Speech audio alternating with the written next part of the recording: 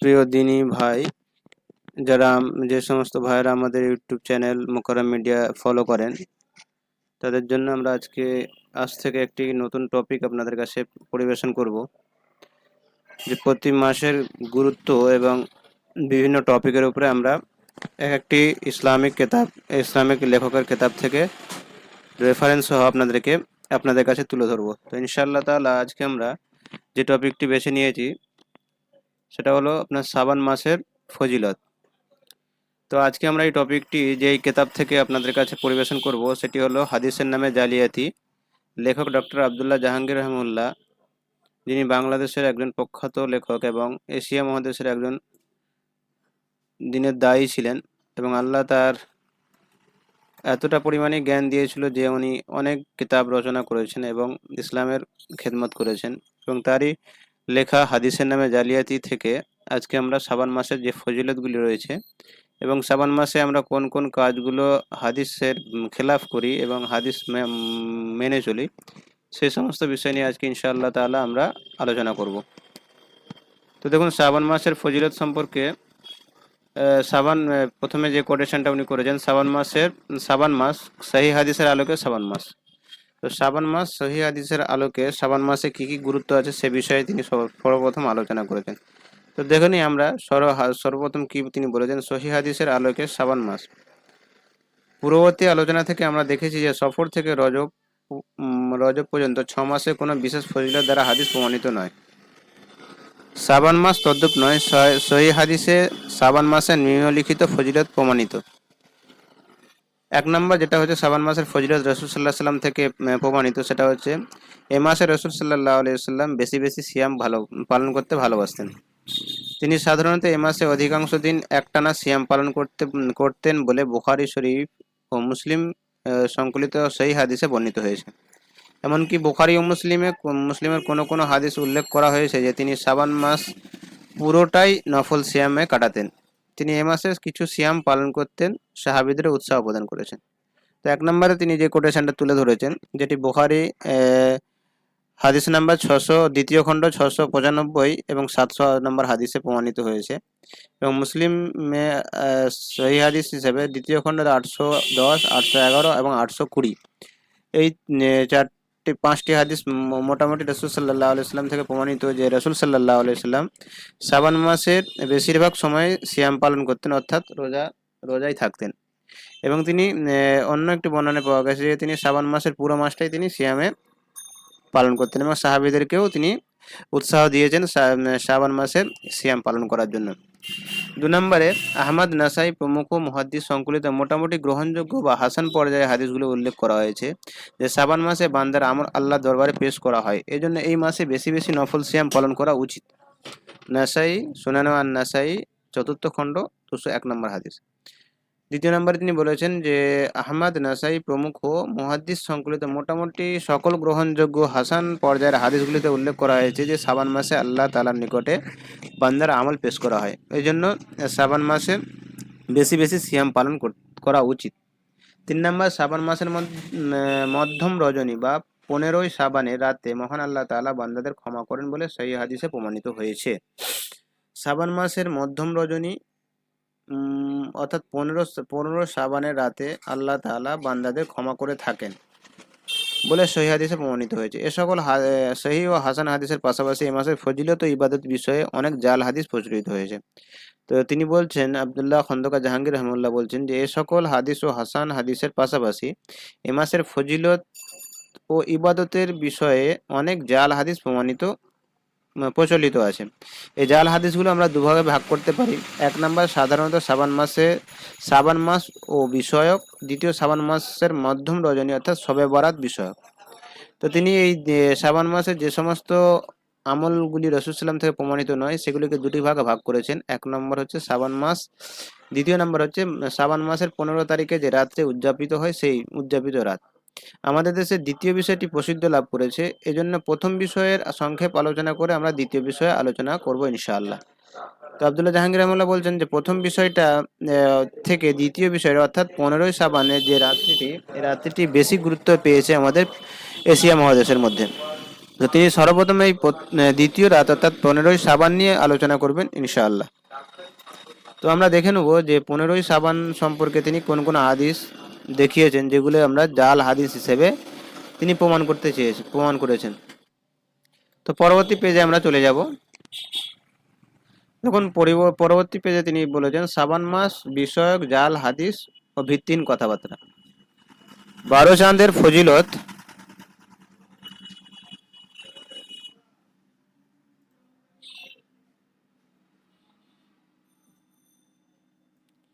12 চাঁদের ফজিলত জাতীয় কোনো কোনো পুস্তকে শাবান মাসের প্রথম রজনী বিশেষ করে সূরা ও আয়াত দিয়ে কয়েক রাকাত সালাত আদায়ের কথা, ফাতিমা রাদিয়াল্লাহু আনহা জন্য বকশিস করার কথা, শাবান মাসের নির্ধারিত পরিমাণ দরুদ পাঠের বিষয়ে ফজিলতের কথা এবং শাবান মাসে যে কোনো জুমাত দিবসে বিশেষ সূরা দ্বারা বিশেষ পদ্ধতিতে কয়েক রাকাত সালাত আদায় করা, সেগুলো কাল্পনিক স্বভাবের কথা লিখা হয়েছে। এইগুলো সবই ভিত্তিহীন বানোয়াট কথা। শাবান মাসে নফল সিয়াম পালন ব্যতীত অন্য কোনো প্রকার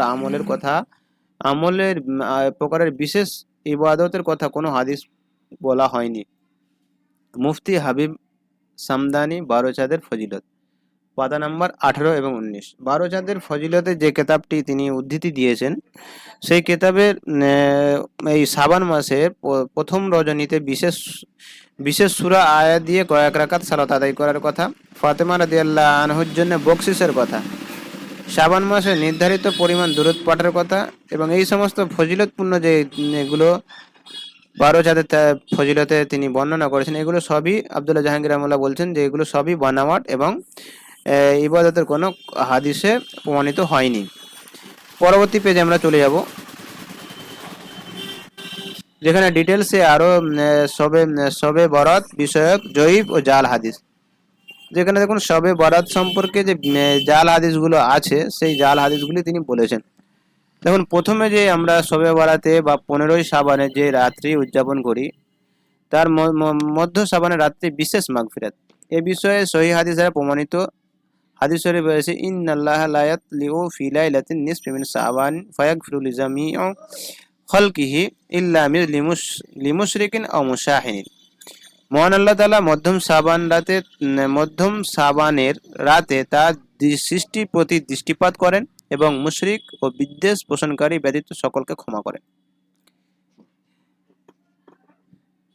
এর অর্থে হাদিসের কাছাকাছি শব্দ 8 জন সাহাবী আবু মুসা আশআরী, আওফ ইবনে মালিক, আব্দুল্লাহ ইবনে আমর, মুআজ ইবনে জাবাল, আবু সালামা আল খুসানি, আবু হুরায়রা, আয়েশা রাদিয়াল্লাহু আনহা, আবু বকর সিদ্দিক রাদিয়াল্লাহু আনহু থেকে বিভিন্ন সনদে বর্ণিত হয়েছে। এ সকল হাদিসের সনদ বিষয়ক বিস্তারিত আলোচনা উপযুক্ত গ্রন্থে করেছে। এগুলোর মধ্যে কিছু সনদ দুর্বল ও কিছু সনদ হাসান পর্যায়ের। সামগ্রিক বিচারে হাদিসটি সহিহ। শেখ আলবানী রহমতুল্লাহ বলেন,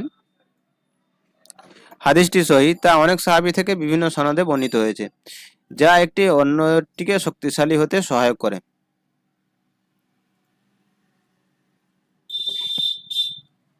এবারে যে বিষয়টি তিনি তুলে ধরেন, মধ্যম শাবানের রাত্রিতে ভাগ্য লিখন। কিছু কিছু হাদিসে উল্লেখ করা হয়েছে যে রাত্রিতে ভাগ্য অনুলিপি করা হয় বা পরবর্তী বছরের জন্য হায়াত, মওত ও রিজিক বিষয়ক অনুলিপি করা হয়। অর্থাৎ যে এই মধ্যম শাবানের রাত্রিতে যে হাদিসটি বিভিন্ন ধরনের হাদিসে আলোচনা হয়ে থাকে যে এই রাত্রিতে আল্লাহ তাআলা ভাগ্য লিখেন এবং পরবর্তী বছরের জন্য হায়াত এবং মওত ইত্যাদি অনুলিপি করেন। হাদিসে গুলির সনদ বিস্তারিত আলোচনা করছে উপযুক্ত পুস্তকটি। এখানে সংক্ষেপ বলা হয়েছে যে বর্ণিত হাদিসটি অন্তত দুর্বল এবং বানোয়াট। এ অর্থে কোনো সহিহ হাদিস গ্রহণযোগ্য হাদিস বর্ণিত হয়নি। ইন্না আনজালনা ফি লাইলাতিল মুবারাকা ইন্না কুন্না মুনজিরিনা ফিহা ওয়া ইউফরাকু কুল্লু আমরিন হাকিম। আমি তো অবতীর্ণ করেছি এক মোবারক রজনীতে এবং আমি তো সতর্ককারী। এ রজনী প্রত্যেক গুরুত্বপূর্ণ বিষয় স্থিরকৃত হয়। 4 নম্বরে তিনি কি দিয়েছেন দেখেন, 4 নম্বর কোটেশন আমরা নিচের দিকে চলে যাব। 4 নম্বরে আপনার হচ্ছে এখানে আছে তাফসীরে তাবারি থেকে কোটেশনটা আয়াতটা তোলা হয়েছে।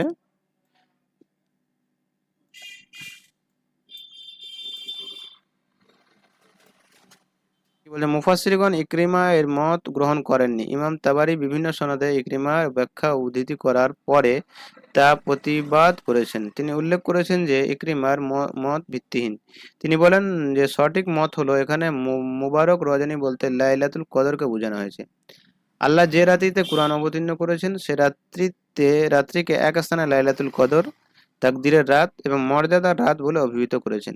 অন্যত এ রাত্রিকে লাইলাতুল মুবারাকা বা বরকতময় রজনী বলে অভিহিত করেছেন এবং রাত্রিটি নিঃসন্দেহে রমজান মাসের মধ্যে, কারণ আল্লাহ তাআলা ঘোষণা করেছেন যে তিনি রমজান মাসে কুরআন নাজিল করেছেন। অতএব এর থেকে প্রমাণিত হয় যে মুবারক রজনী রমজান মাসে শাবান মাস নয়। তিনি এখানেও একটি সুন্দর একটা ক্লিয়ার করে দিলেন যে এই আয়াতটি যারা বিশ্বাস করেন যে 15ই শাবান আপনার হচ্ছে লাইলাতুল কদর, এটা বিশ্বাস যারা করেন তাদের জন্য তিনি হাদিসের লেখকের কোটেশন থেকে তিনি প্রমাণ করলেন যে আল্লাহ তাআলা কোরআন করিম যেহেতু লাইলাতুল মুবারাকা অর্থাৎ রমজান মাসে অবতীর্ণ করেছেন, তো সেহেতু তিনি ভাগ্য রজনী রাত্রিটিকে রমজান মাসেই করেছেন। অর্থাৎ যারা শাবান মাসে এই রাত্রিকে গুরুত্ব সহকারে পালন করেন তাদের মতটি সঠিক নয়। পরবর্তী মুফাসসিরগণ ইমাম তাবারির সাথে ঐক্যমত পোষণ করেছেন। তারা বলেছেন যে মুবারক রজনী বলতে এখানে মহিমান্বিত রজনী বা লাইলাতুল কদর বোঝানো হয়েছে। তাদের মতে লাইলাতুল মুবারাকা বা লাইলাতুল কদর একই রাতে দুটি উপাধি। দুটি কারণে মুফাসসিরগণ ইকরিমা তাফসিরে বাতিল এবং অগ্রহণযোগ্য মনে করেছেন। তো ইকরিমা রাহমাতুল্লাহ আলাইহি যে মতটি পোষণ করেছেন, তো সকল মুফাসসিরগণই তার এই মতটিকে খণ্ডিত করেছেন এবং নিসফে শাবানের যে রাত্রি যে এটিকে তারা খণ্ডিত করে রমজান মাসের রাত্রিকে গ্রহণযোগ্য বলে মনে করেছেন। ইকরিমার মতটি সুস্পষ্ট বাণীর সাথে সংঘর্ষিত। কুরআনে বলা হয়েছে যে আল্লাহ রমজান মাসে কুরআন নাজিল করেছেন। অন্যত বলেছেন যে এটি মুবারক রাত্রি, একটি মহিমান্বিত রাত্রি, তিনি কুরআন নাজিল করেছেন। এ সকল আয়াতের সম্বন্ধিত স্পষ্ট অর্থ হলো আল্লাহ রমজান মাসে এক রাত্রিতে কুরআন নাজিল করেছেন এবং সে রাত্রি বরকতময় এবং মহিমান্বিত। মুবারক রজনীকে শবে বরাত বলে দাবি করলে এই আয়াতগুলোর স্পষ্ট অর্থ অপব্যাখ্যার মাধ্যমে বাতিল করতে হয়। যদি শবে বরাত বলে 15ই শাবানকে মান্যতা দেওয়া হয়, তাহলে রমজানের যে লাইলাতুল কদরের কথা আল্লাহ তাআলা কোরআনে বর্ণিত করেছেন সেই রাত্রিকে বাতিল বলে মনে করা হবে। এই সূত্রে যে যারা লাইলাতুন নিসফ মিন শাবান, যেটা শাবানকে যারা প্রাধান্য দেন তারা তাহলে অপব্যাখ্যা করবেন এই কোরআনের আয়াতটিকে। বিভিন্ন সাহাবী ও তাবিঈ থেকে বর্ণিত হয়েছে যে তারা মুবারক রজনী ব্যাখ্যায় বলেছেন যে রাত্রি হলো লাইলাতুল কদর। তো সমস্ত সাহাবী এবং তাবিঈ থেকে বর্ণনায় আছে যে মুবারক রজনী হলো লাইলাতুল কদর। সাহাবীগণ মধ্য থেকে ইবনে আব্বাস রাদিয়াল্লাহু আনহু, ইবনে উমর রাদিয়াল্লাহু আনহু থেকে অনুরূপ ব্যাখ্যা বর্ণিত হয়েছে। তাবিগণের মধ্যে থেকে আব্দুর রহমান আল সুলামি 74 হিজরি, মুজাহিদ বিন জাবার 102 হিজরি, হাসান বসরি 110 হিজরি, কাতাদা ইবনে দিয়াম 117 হিজরি, আব্দুর রহমান বিন জায়েদ বিন আসলাম মাদানী 182 হিজরি বিশেষভাবে উল্লেখযোগ্য। তারা সকলেই বলেছেন যে লাইলাতুল মুবারক অর্থাৎ লাইলাতুল কদর। আর লাইলাতুল কদর 4 নাম্বার কোটেশনে তিনি বলেছেন, যেটা হচ্ছে তাবারি তাফসির 25 খণ্ড 107 নাম্বার 108 নাম্বার 9 নাম্বার পাতাতে তিনি উল্লেখ করেছেন। তাহলে মোটামুটি এখান থেকে বোঝা গেল যে এই আয়াতটি যারা শাবান মাসে ভাগ্য রজনী হিসাবে বিবেচনা করে থাকেন এটা সম্পূর্ণ ভুয়ো। যেহেতু ভাগ্য রজনী হলো একটি, যেটি হচ্ছে রমজানের শেষ দশক। এরপরে তিনি আমল যেগুলো করে থাকে মানুষ, সেই আমলগুলি উল্লেখ করেছেন। দেখুন, শাবান মাসে রাত্রিতে দোয়া ও মোনাজাত।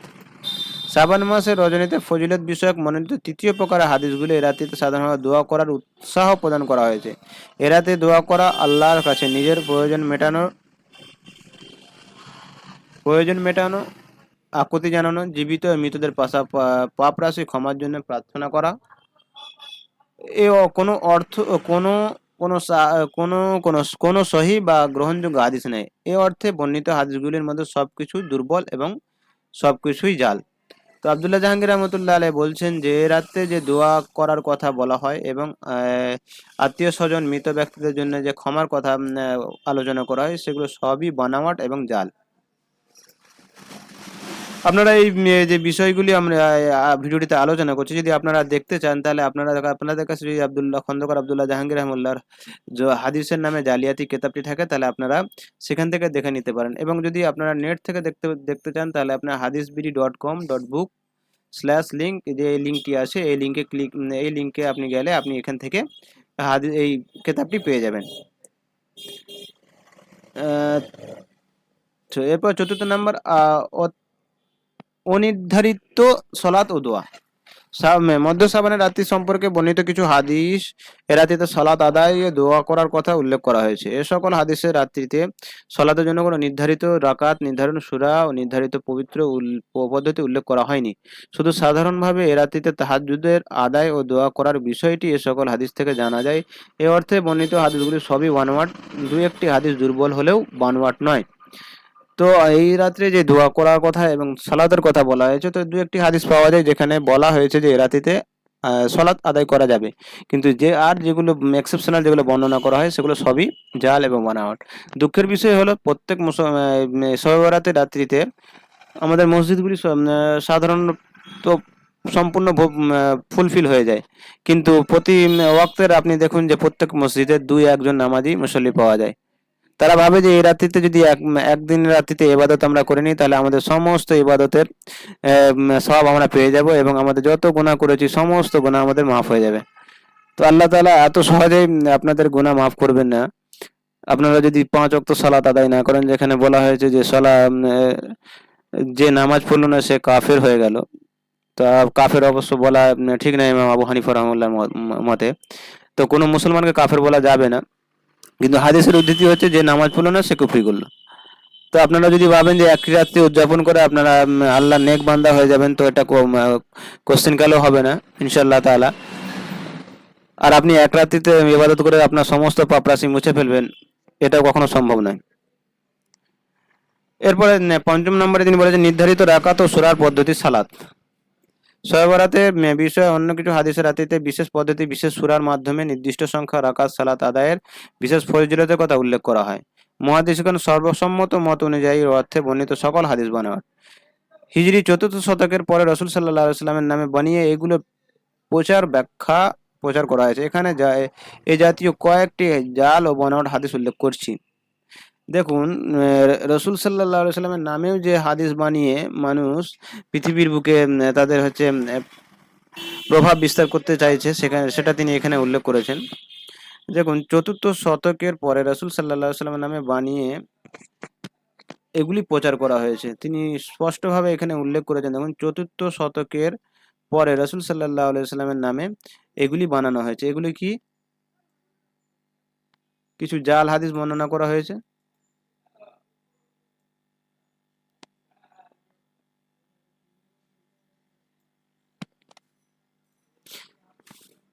এখান থেকে আমরা দেখছি মুহাদ্দিসগণ সর্বসম্মত মত অনুযায়ী এ অর্থ বর্ণিত সকল হাদিস বানোয়াট। কি জিনিসটা কি? নির্ধারিত রাকাত ও সূরার পদ্ধতি, যে এই রাতে এই আমলগুলি করলে আপনি প্রচুর পরিমাণে নেকি পাবেন। তো এই সমস্ত আয়াত এবং এই সমস্ত জাতীয় কথা যে রাসূল সাল্লাল্লাহু আলাইহি ওয়াসাল্লামের নামে বানানো, সেগুলি তিনি উল্লেখ করেছেন। মানুষ কতটা নিচে নামতে পারে দেখুন, রাসূলের নামে বানোয়াট হাদিস বানিয়ে তারা ইবাদত হিসেবে উপভোগ করছে। 300 রাকাত, প্রতি রাকাতে 30 বার সূরা। আসসালামু আলাইকুম। আচ্ছা, কত দাম? প্রতি রাকাতে 30 বার সূরা ইখলাস।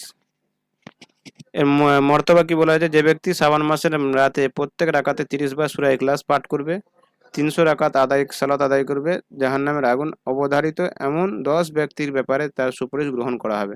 হাদিসটি ইবনুল কাইয়্যিম বাতিল ভিত্তিহীন হাদিস সমূহের মধ্যে উল্লেখ করেছেন।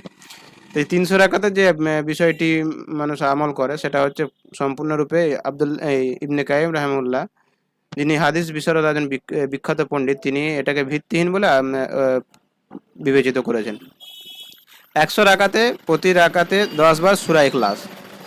শাবান মাসের প্রয়োজনীয়তা এর পদ্ধতি সালাত আদায়ের প্রচলিত হিজরি 4র্থ শতকের পরে মানুষের মধ্যে প্রসিদ্ধি লাভ করে। তো মূল যেটা আমরা বোঝাতে চাইছি যে শবে বরাত শব্দটি বা শবে বরাতের রাত যেটা উদযাপিত হতে শুরু করেছিল, সেটা রাসূল সাল্লাল্লাহু আলাইহি ওয়াসাল্লাম থেকে ছিল না।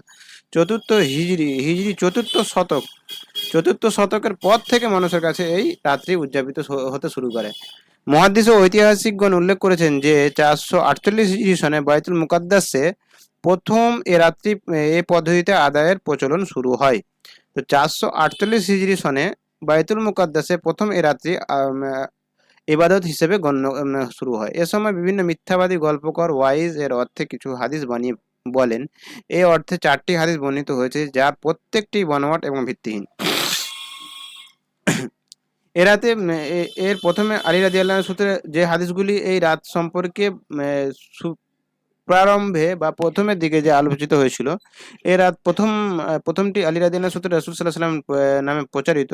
যে ব্যক্তি মধ্যম সাফারের রাতে 100 রাকাত সালাত আদায় করবে, প্রত্যেক রাকাতে সূরা ফাতিহা 10 বার সূরা ইখলাস পাঠ করবে, সে উক্ত রাতে যত প্রয়োজনের কথা বলবে আল্লাহ তাআলা তার সকল প্রয়োজন পূর্ণ করবেন। লৌহে মাহফুজে তাকে দুর্ভাগা লিপিবদ্ধ করা হলেও তার পরিবর্তন করে সৌভাগ্যবান বলে হিসেবে বিবেচিত করা হবে। আল্লাহ তাআলা তার কাছে 70,000 ফেরেশতা প্রেরণ করবেন, যারা তার পাশাপাশি পাপরাশি মুছে দেবেন।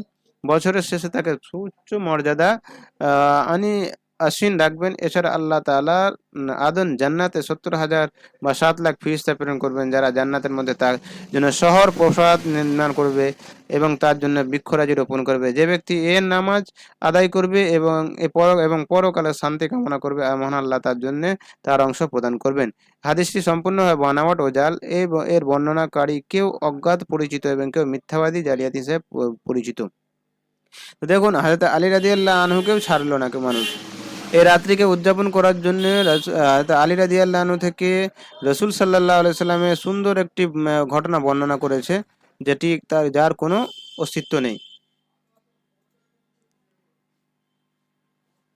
তারপরে আমরা দেখে নেব এবং দ্বিতীয় যে হাদিসটি হযরত ওমর রাদিয়াল্লাহু আনহু হতে বর্ণনা করা হয়েছে যে যে শাবান মাসে যে ব্যক্তি শাবানের রাত্রে 100 রাকাতে সলাত 1000 বার সূরা ইখলাস পাঠ করবে, তার মৃত্যুর পূর্বে আল্লাহ তার কাছে 100 জন ফেরেশতা প্রেরণ করবেন। তার মধ্যে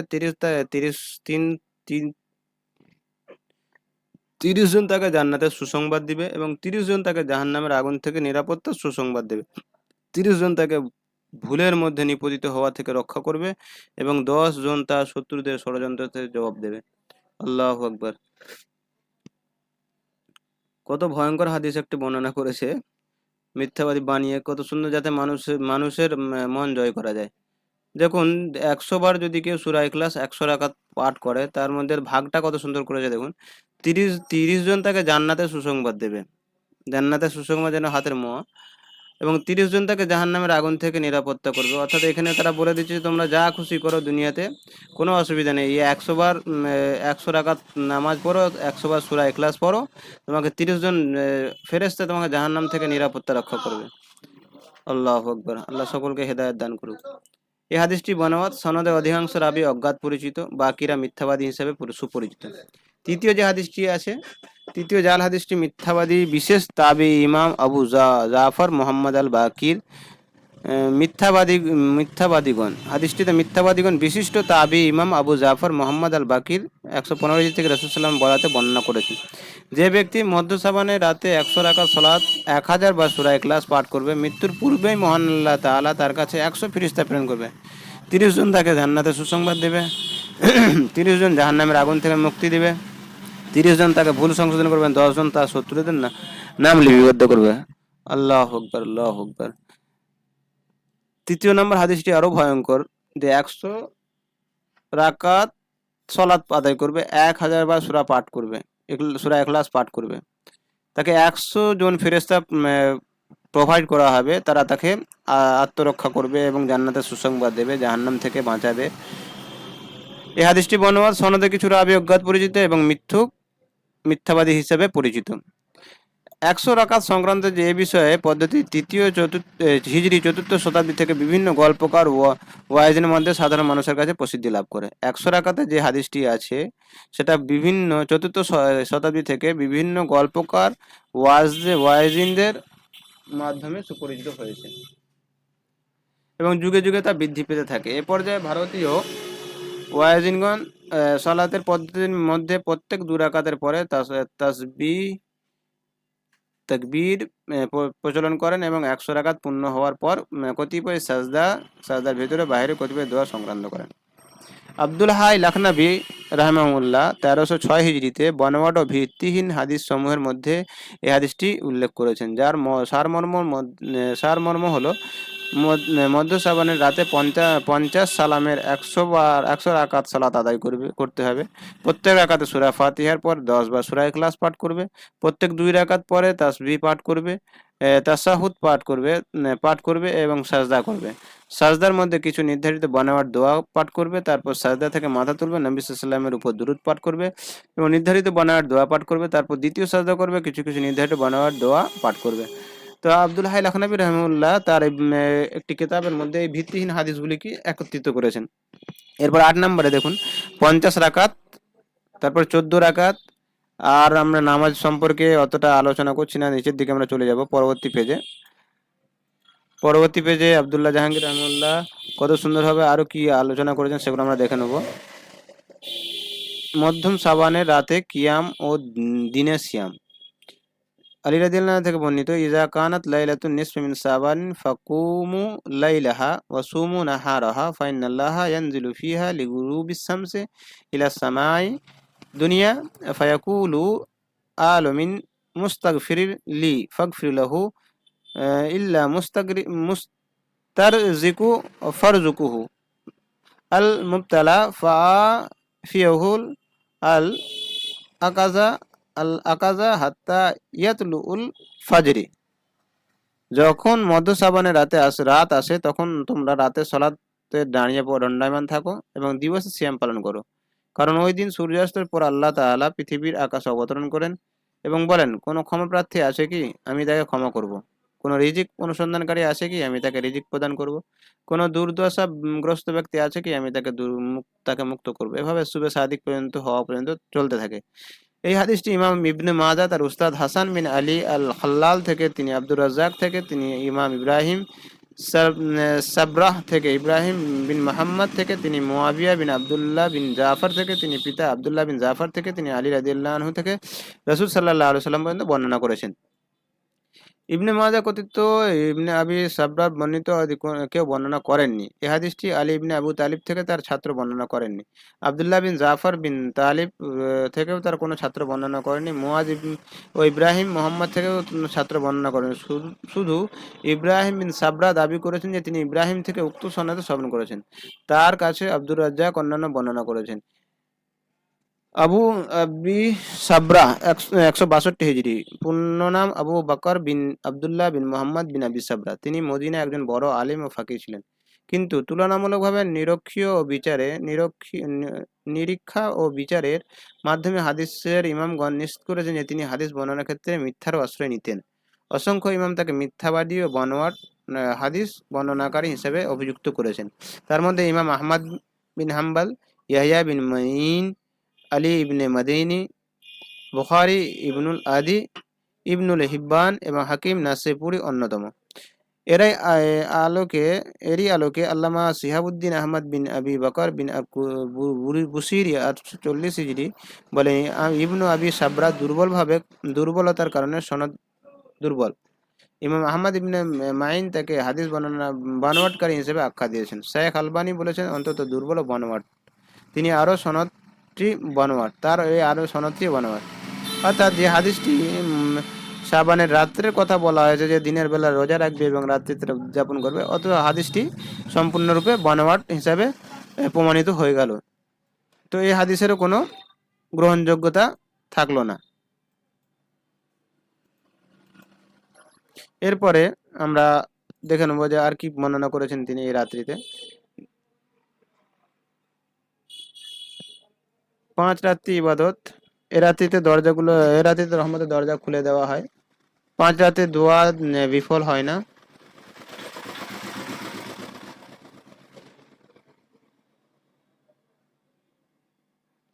আট নম্বরে দেখুন, এ রাত্রে হালুয়া রুটি বা মিষ্টান্ন বিতরণ। এ রাত্রিতে হালুয়া রুটি তৈরি করা, খাওয়া, বিতরণ করা, মিষ্টান্ন, বিভিন্ন বানোয়াট, সবই বানাওয়াট। এ রাতে এ সকল ইবাদত করলে কোনো বিশেষ সওয়াব বা অতিরিক্ত সওয়াব পাওয়ার মর্মে কোনো হাদিস বর্ণিত হয়নি। শ্রাবণ মাসের দিনে সিয়াম পালন করা। আমরা দেখেছি রাসূল সাল্লাল্লাহু আলাইহি ওয়াসাল্লাম শ্রাবণ মাসে বেশি বেশি সিয়াম পালন করতেন, এমনকি প্রায় সারা মাসই সিয়াম পালন করতেন। আমরা আরো দেখেছি যে শ্রাবণ মাসে রজনীতে ফজিলত ও হাদিস দ্বারা প্রমাণিত। এই রাত্রিতে সাধারণভাবে দোয়া, ইস্তিগফার, সালাত, উৎসাহ জ্ঞাপন, মোটামুটি গ্রহণযোগ্য হাদিস রয়েছে, কিন্তু পরদিন সিয়াম পালনের বিষয়ে কোনো গ্রহণযোগ্য হাদিস নেই।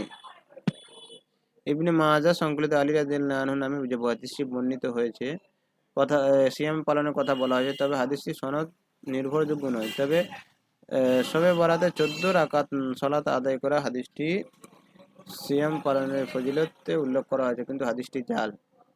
তো এই যে মর্মে 15 শ্রাবণের যাবতীয় যে আমলগুলি আছে সবইগুলো বানোয়াট এবং জাল।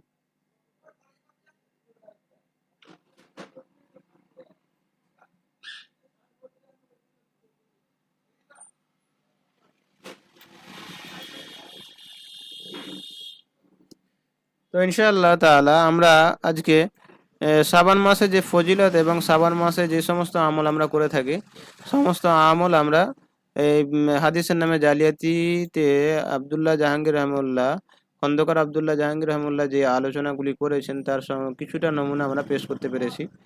আশা করি যে আমরা শ্রাবণ মাসের ফজিলত এবং শ্রাবণ মাসে যে সমস্ত আমল আমরা করে থাকি সেই আমল সম্পর্কে আমরা বোঝাতে পেরেছি।